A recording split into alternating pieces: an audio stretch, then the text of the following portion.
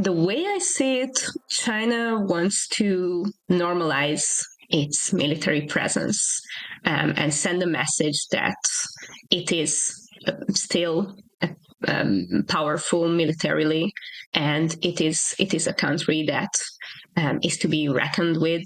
It is a country that can encircle another nation, and basically it wants to normalize being there in an assertive way.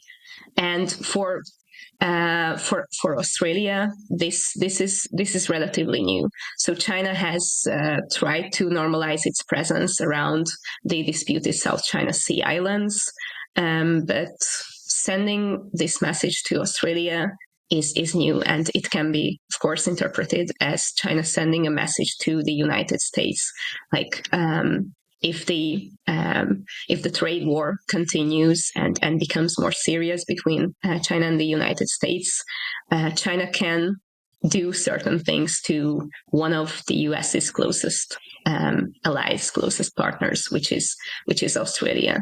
So this is like sending a message and wanting to normalize military presence. This is of course also happening because internally China is somewhat weakened.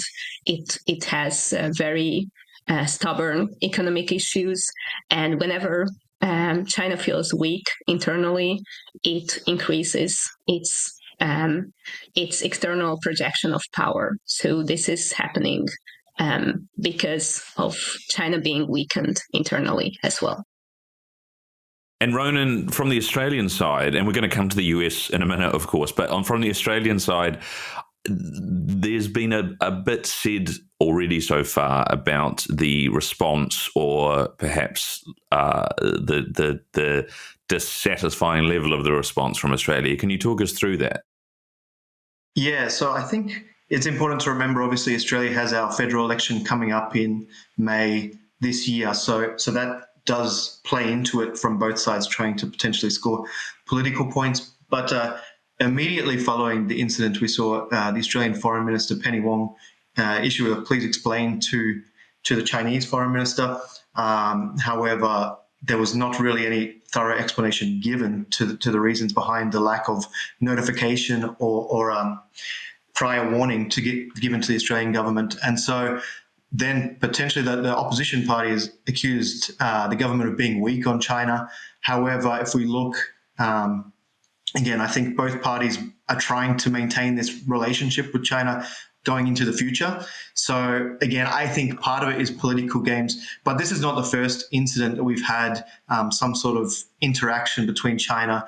The Australian government has found unsavory. Just a few weeks prior to this, we had an incident in the South China Sea where a Chinese plane dropped flares in front of an Australian warplane that was flying in international waters. And again, they traded blame over that, with China accusing Australia of encroaching into their international waters, which are obviously not recognised in the South China Sea. And then the Australian government accusing China of deliberately engaging in dangerous acts as a provocation against the Australian Defence Forces there. So I think it's not necessarily new. We've seen this kind of low-level disparity, I think, between the Chinese and the Australian diplomatic forces escalating potentially over the last few months.